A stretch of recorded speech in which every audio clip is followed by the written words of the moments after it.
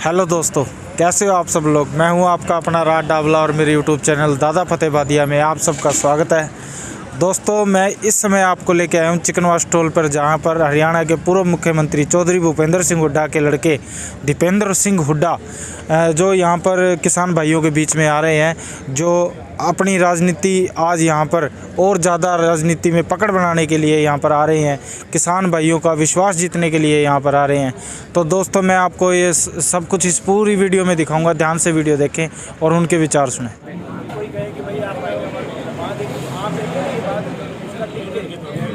Letter pad बदलवा दो, letter pad बता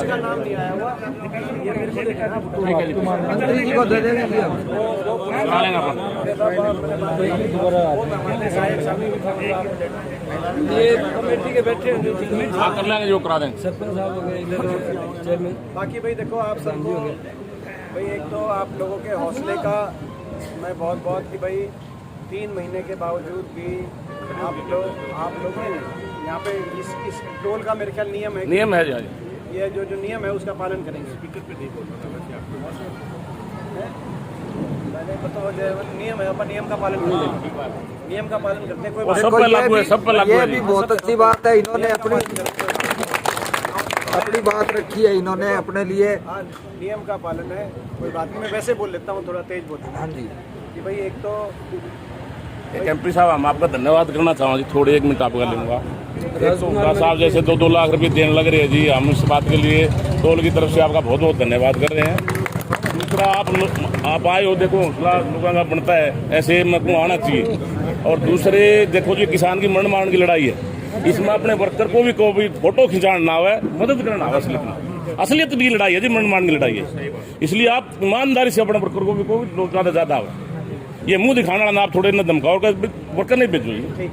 आपके एक आह्वान पर लाखों लोग आ सके जी, तो आप ये दिल से थोड़ा सा हाथ जोड़े कहा जी आपको। एक ये है जी ना, देख और बोल दो। एक तो आंदोलन जीवी हुआ है, हम नाड़े 20-50 जो आदमी आए, फोटो जीवी नाम रख दिया। वो फोटो जीवी है ना जी, एक दिन भी आड़ा आगे को नहीं सोए, एक दिन भी को नहीं सोए जी, सिर्फ फोटो खिंचाना ना। आज 1 सेकंड रुक जाओ। आपके पास चारों तरफ वही बैठे हैं जी, बैठे हैं। ये बेचारे काम करने वाले देखो जी, 2-3 महीने से है, 3 महीने से है। आपके पास आज भी जगह नहीं, आज भी जगह नहीं थी आपके पास में बैठने। मतलब आप चेहरा हो जी, आप एक हर आदमी आपसे मिलना चाहे है, मिलना ये भी चाहे जी। देखो जी, अब भी जगह नहीं है। ये सरपंच साहब 3 महीने से बैठे इधर, लेकिन पीछे थे, आपने बुलाया जब आ गए। ये देखो भाई साहब,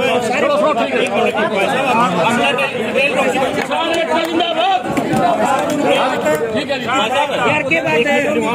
एक मिनट जी भाई साहब, एक मिनट एमपी साहब की सुनना भाई साहब, 1 मिनट लियो। हमने रेल रोकी, उसमें बढ़ चढ़ के भाग लेने का सबका फर्ज बने।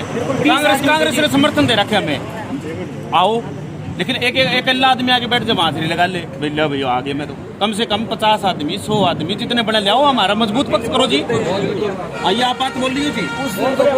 टिकट वाला प्रोग्राम, टिकट साहब का प्रोग्राम, टिकट में हम भी गए थे भाई, टिकट हम इकट्ठा प्रोग्राम 20 आदमी दे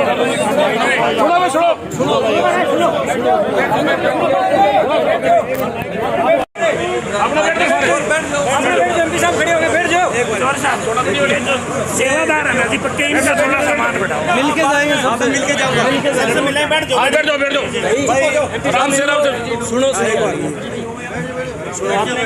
एक मैं मिलके मैं एक जो मेन लगे हैं ना, एक तो जो जैसे मेरे को एक बात की है कि जो मेन लगे हैं, तो जो मेन इसमें जो अपना योगदान कर रहे हैं, उन सब से मैं न्यारा मिलके भी जाऊंगा, ताकि उनसे पूरा उनका एक्सपोजर करें। और जो दूसरी इन्होंने कहा कि भाई आप ये कहो कि भाई ज़्यादा लोग जितना सामर्थ्य है, देखो जिसका जितना ब्योत है, जितना कर सकते हैं, इसमें सबको शामिल भी होना चाहिए। और जितना जिसको समर्थन है, वो समर्थन भी उसको ज़्यादा करना चाहिए, जितना जिसका हिसाब किताब बनता है। देखो, सबका अपना घर का हिसाब किताब है, क्योंकि ये ठीक कही बात। और ये मैं जो मेरे को कहा गया कि भाई ये आप अपील करो, तभी ना तो मुझे पता है कि भाई इसका जो नियम है टोल का। बाकी दूसरी मैं तो 2 बातें आखिर में यही कहूँगा कि भाई आप सबको पूरे टोल को आप इतने दिन से आप चला रहे हो, फिर भी इतने हौसले से बैठे हो। 3 महीने हो गए, और 3 महीने के बाद 250 लोगों ने अपनी जान कुर्बान कर दी। मैं अभी टिकरी से, कल टिकरी में था, कल मैं सिंगू में जाऊंगा। आज भी टिकरी से पहला ट्रैक्टर ट्रॉली से आखिरी ट्रैक्टर ट्रॉली तक 14 किलोमीटर का धरना है। 14 किलोमीटर छोटे नहीं होते। आप 14 किलोमीटर ट्रैक्टर ट्रॉली इशार है जी, इशार है। तो आज की बता रहा हूँ मैं, कल की बात बता रहा हूँ। मतलब आज तो मैं नहीं गया टिकरी, कल की बता रहा हूँ। कल मैं वहीं था, क्योंकि वहाँ पे जो है वो आपको पता है कि भाई उस इलाके में जितनी हो सकती है हम कर रहे हैं वहाँ। और ऐसे ही सिंगू बॉर्डर पे जो है 17 किलोमीटर। तो ये सब मैं आपको इस बात के लिए नमन करता हूँ कि भाई ये आप ये मान के चलो, आपकी 3 महीने 250 कुर्बानियों के बावजूद शांति और संयम और अनुशासन से हजारों लाखों का लोगों ने ऐसा आंदोलन करके दिखा दिया दुनिया को और देश को। आज़ादी के बाद ऐसा नहीं हुआ इसमें। और सरकार फिर भी, क्योंकि आज भी सहानुभूति के लिए सरकार का एक शब्द नहीं आया, बल्कि खिल्ली उड़ा रहे हैं जो जिन लोगों की जान कुर्बान हुई।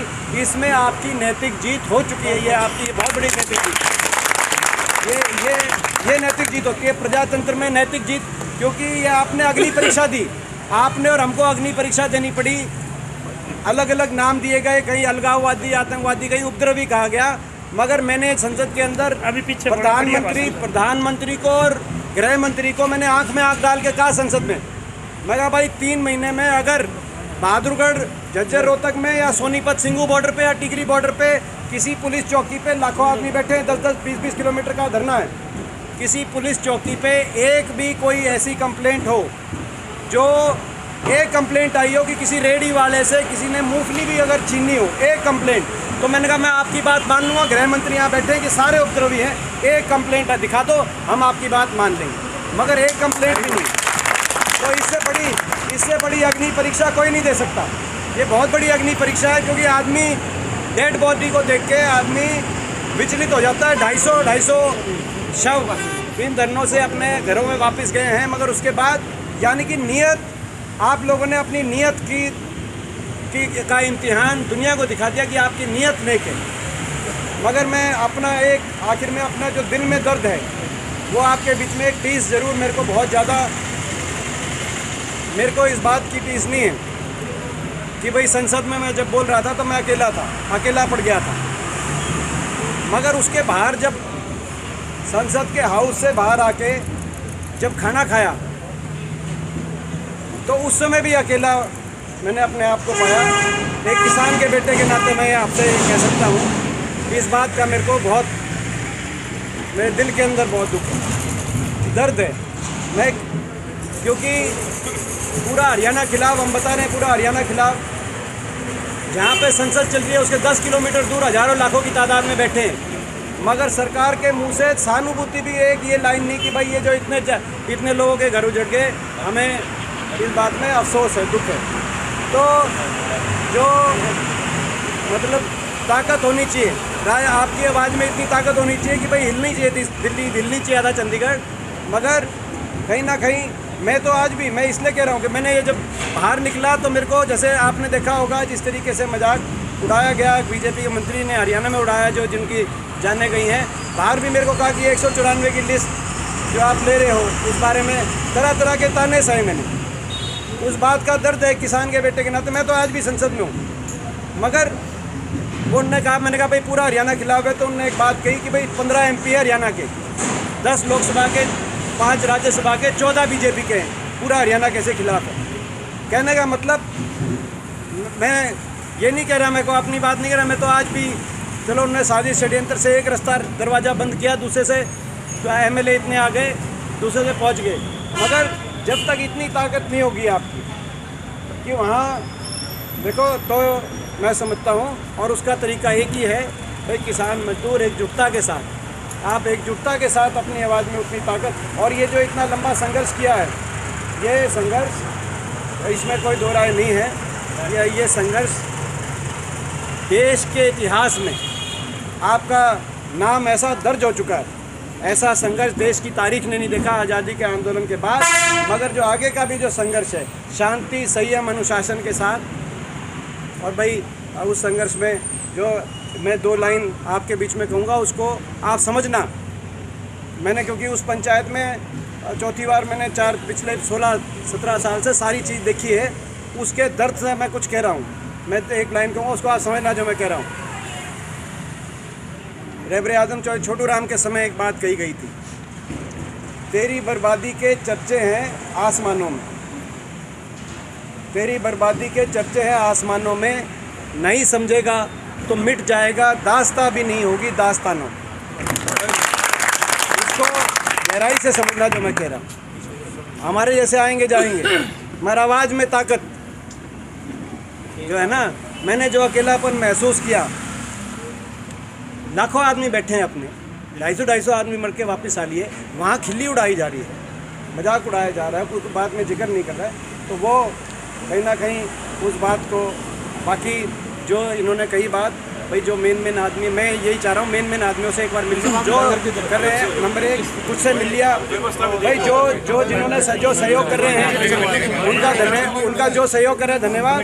और अपने सामर्थ्य के अनुसार इस रास्ते पे चल के आप लोग करो। नहीं तो जो ये कह रहे हैं ना कि भाई राजकुमार जी ने कही थी, किसने कही थी कि भाई आगे जो मैंने बात कही ना, तो आगे कोई आपना नहीं पूछेगा। तो मैं आप सबको एक बार भाई आखिर में नारे के साथ, जय जवान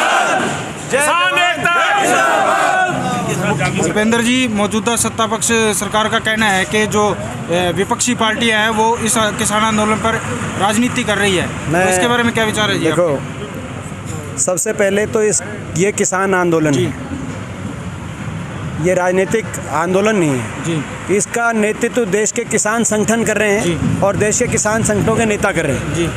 इसमें शामिल देश का किसान है, इस आंदोलन का कप्तान भी किसान है, इस आंदोलन का हीरो भी किसान है, नायक भी किसान है और इस आंदोलन का सैनिक भी किसान है। ठीक है जी।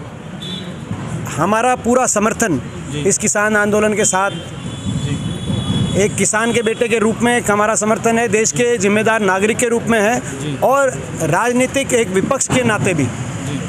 अगर भारतीय जनता पार्टी को ये अधिकार है किसान का तिरस्कार करने का, भारतीय जनता पार्टी को अधिकार है इस आंदोलन को जो है अपना कभी उपद्रवी बताने का, कभी देशद्रोही बताने का, कभी मजाक उड़ाने का और किसान की मांगों को नकारने का, तो बाकी किसी पार्टी को इतना भी अधिकार प्रजातंत्र में दिया गया है कि वो किसान के अधिकारों को ठीक बताएं और किसान का समर्थन करें। तो उस लिहाज से राजनीतिक रूप से राजनीतिक पार्टी का जो आपने कहा ना, तो इसीलिए हमने हमारा पूरा समर्थन इस किसान आंदोलन के साथ है। मैं आज आप लोग के माध्यम से सरकार से यही आग्रह करना चाहता हूँ कि सरकार जिद छोड़े, राजहट छोड़े और हठधर्मिता छोड़े। और 12वें राउंड में सरकार ही बातचीत से भागी थी, 5 घंटे से किसान संगठनों ने इंतजार किया, सरकार मगर भागी थी बातचीत से। और उसके बाद उनको टेलीफोन पे बताया गया कि ऊपर से आदेश हैं कि भाई और आप बातचीत और इसमें कंटिन्यू नहीं करेंगे। तो इसीलिए सरकार इसमें किसान संगठनों को बिना देरी के दोबारा से बुलाए और बातचीत करके किसानों की मांगों को स्वीकार करते हुए, अपनी प्रजा की बात मानने से कोई सरकार छोटी नहीं होती, बातचीत से मांगों को मानते हुए इस गतिरोध को समाप्त कराए। यही देश के हित में और यही अपना मैं समझता हूँ किसान हित में और सरकार सभी के हित में यही हो। एक बात होती है, जो पीएम मोदी है वो बोल रहे हैं किसान नेताओं का ये आंदोलनजीवी लोग हैं, तो किसान अगर आंदोलनजीवी लोग हैं तो बीजेपी सरकार के लोग हैं। मैंने प्रधानमंत्री जी का जवाब सदन में ही दिया था। संसद में जब प्रधानमंत्री जी ने ये बात कही तो मैंने उसी समय उनका जवाब दिया था, उनके समक्ष ही रखा था। मैंने उनको ये कहा था कि आप ये कह रहे हैं कि आंदोलन में 2 तरह के लोग हैं, कुछ जो है पवित्र हैं और कुछ उनकी अगर हम बात, हालांकि ये इस तरह की बात नहीं करनी चाहिए थी उनको, मगर 1 मिनट के लिए अगर उनकी हम बात माने तो आप पवित्र लोगों की बात मान लो। अगर आप मानते हैं कि कुछ लोग इसमें अपवित्र हैं, बाकी किसान इसमें पवित्र है, तो जो पवित्र लोग हैं, पवित्र भावना से बैठे हैं, आप उनकी क्यों नहीं मानते? फिर आप उनकी बात मान लो। मैंने उसी समय प्रधानमंत्री जी सामने ये बात कही थी और ये मैं आज भी वही कह रहा हूँ, आप उनकी बात क्यों नहीं मानते? बाकी और लंबी बात जो देखो भाई, एक जो आखिर में मुख्यमंत्री वाले जो सीएम साहब है हमारे हरियाणा के, जो वो कह रहे हैं कि 1-2 क्वेश्चन करो।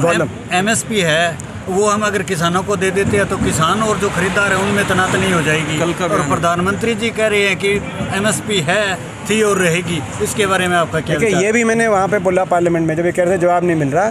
देखो MSP नाम के लिए तो रह सकती है, मैं नहीं कह रहा कि इस कानून में ये कि MSP नाम भी नहीं ख़त्म हो जाएगा, मगर क्या MSP मिलेगी क्या, और कितनी फसलों पर मिलेगी, और कितने प्रतिशत? आज केवल मात्र 6 से 16% किसानों को MSP मिल रही है। पंजाब हरियाणा में ज़्यादा मिल रही है, इसीलिए आंदोलन सबसे पहले यहाँ से शुरू हुआ ये। तो आने वाले समय में सरकारी खरीद से, जब सरकारी रेट पे खरीद से सरकार पीछे हटेगी, और इसमें मैं ये भी कहना चाहता हूँ, इसकी पहली चोट तो किसान को ज़रूर मिलेगी, मगर इसकी बड़ी चोट, किसान से भी बड़ी चोट ये उपभोक्ता को और गरीब आदमी को पड़ेगी, क्योंकि जो निजी कंपनियां आएंगी बीच में, वो किसी गरीब आदमी को सस्ते में अनाज दिलवाने के लिए नहीं आएंगी, वो अपने मुनाफे के लिए आएंगी। किसान से सस्ते में खरीद के जमाखोरी को करेगा तो वो गरीब आदमी को ज़्यादा से ज़्यादा मुनाफे में बेचने के जो है के नज़रिए से करेगा। और इसी सबको की बातों को लेते हुए आज हरियाणा के अंदर चौधरी भूपेंद्र सिंह हुड्डा जी के नेतृत्व में हम अविश्वास प्रस्ताव, ये जो विधानसभा सत्र शुरू हो रहा है, इसमें लेके आएंगे, क्योंकि ये सरकार जनता का विश्वास खो चुकी है। ये सरकार, जो सरकार किसान की आवाज़ को चकनाचूर करने चले, वो सरकार जनता का विश्वास खो जाती है, जिसका सबूत बड़ौदा में आपने देखा, जहाँ पे हमारे उम्मीदवार भालू ने बड़े भारी बहुमत से बीजेपी को हराने का काम किया। जो आंदोलन के बीच में चुनाव हुआ था, उसके बाद आंदोलन के बीच में नगर निगमों का चुनाव हुआ, उसमें आपने सोनीपत में देखा, अम्बाला में देखा, बीजेपी को हार का मुंह देखना पड़ा, निखिल मदान हमारे उम्मीदवार जीते। उसके बाद आप देख रहे हैं कि आज मुख्यमंत्री जी स्वयं अपने क्षेत्र में, करनाल में अपना कार्यक्रम करने में असमर्थ हैं, तो उप मुख्यमंत्री जी उचाना में अपना कार्यक्रम करने में असमर्थ हैं, यानी कि जनता का विश्वास सरकार खो चुकी है। इसीलिए किसान के हक में, किसान के साथ विपक्ष एकजुटता के साथ सरकार को घेरे, ताकि किसान को मजबूती मिले। इस कर्तव्य को जो है हम अविश्वास प्रस्ताव के माध्यम से निभाने के लिए, मैं ये मानता हूँ, स्वीकार करता हूँ, मुझे कोई वो नहीं कि इस अविश्वास प्रस्ताव में और जो विपक्ष एकजुटता के साथ किसान सरकार को घेर रहा है, उसमें कहीं ना कहीं जो इलाहाबाद से अभय सिंह जी ने इस्तीफ़ा दिया और हमारे एक विधायक प्रदीप चौधरी की कालका से मेंबरशिप कैंसिल हुई, 2 में की जो है ये जो सीट कम हुई, इससे सरकार को घेरने के जो हमारे का प्रयास था, आंदोलन के बीच में अविश्वास प्रस्ताव आए, उसमें हमें नुकसान हुआ है और बीजेपी को फ़ायदा हुआ है, क्योंकि बीजेपी को अब 88 के हाउस में अपनी जो है केवल 4 की, तो कहीं ना कहीं उसमें हमें नुकसान ज़रूर हुआ है, मगर हमारा हौसला कम नहीं हुआ। हम बीजेपी से यूँ लड़ते रहेंगे और यह अविश्वास प्रस्ताव भी लाएंगे, लड़ाई लड़ते रहेंगे। सर, एक दिग्विजय चौटाला का बयान आया था कि हम किसानों के साथ हैं और हम लगातार सेंटर से बात करके किसानों का समाधान करने की कोशिश कर रहे हैं, तो फिर हमारा विरोध क्यों और हमारा घेराव क्यों किया जा रहा है, उससे क्या लाभ मिलेगा? देखिए, ये जो है, मैं इस पार्टी के बारे में जितना कम कहा जाए उतना अच्छा है, क्योंकि लोग इनको समझ चुके हैं। इन्होंने सबसे बड़ा विश्वासघात लोगों से कैसे किया है। पहले तो इन्होंने वोट बीजेपी सरकार को रोकने के नाम पे लिए थे, जाके सरकार बना दी बीजेपी की चंडीगढ़ में, वो विश्वासघात था। फिर इन्होंने हर कदम पे, आप इनका देखेंगे पिछले 1.5-2 साल का इतिहास, हर कदम पे इन्होंने जनता के साथ विश्वासघात किया। जो महकमा लिया वो केवल लूट खसूट के लिए प्रयोग किया, चाहे शराब घोटाला आया, चाहे रजिस्ट्री घोटाला आया, चाहे माइनिंग घोटाला आया, इनके महकमों के अंदर एक तरीके से। और अब किसान के साथ, जब देश का किसान आज इस तरह से करा रहा है, और पंजाब के अंदर देखो, राजनीति से ऊपर उठ के अकाली दल ने समर्थन वापस ले लिया। सबसे पुरानी अलायंस पार्टनर थी बीजेपी की अकाली दल, मगर ये दल हैं, ये आप देखो, ये इनको तो आज देश के किसान के भी विश्वास के साथ विश्वासघात करने का इन्होंने काम किया है। ये तो सर इसीलिए किसान के गुस्सा, इन पे बहुत ज़्यादा गुस्सा, सबसे ज़्यादा गुस्सा इन लोगों पे है। तो मैं बाकी और तो देखो, भाई यही है कि भाई सरकार तुरंत बातचीत के लिए बुलाए, बातचीत से हल निकलेगा, बातचीत के लिए सरकार बुलाए। किसान ने इतनी बड़ी अग्नि परीक्षा दे दी, जो दुनिया के अंदर ऐसा आंदोलन हमारी देश की आज़ादी के आंदोलन के बाद दुनिया ने नहीं देखा। किसान ने इतनी बड़ी शांति, संयम, अनुशासन से जो अग्नि परीक्षा दी है, ये नैतिक जीत हमारी उस दिन हो गई थी किसान की, जिस दिन देश की संसद में 1 हफ्ते संसद का सत्र चला, मगर 194 जिन लोगों ने उस समय जिन्होंने जाने कुर्बान करी थी, वो लगभग 250 करीब हो गया वो नंबर, तो वो उनके लिए एक शब्द भी सहानुभूति का उन्होंने व्यक्त नहीं किया। उस दिन उनकी नैतिक हार हो गई थी, क्योंकि देश की सरकार किसान नहीं तो इंसान के नाते, इंसानियत के नाते उस दिन उनकी नैतिक हार हो चुकी थी और हमारी नैतिक जीत हो चुकी थी। तो अब सरकार अविलंब बातचीत करके समाधान करे। मैं आपका सब एक इनको प्रेस जिंदाबाद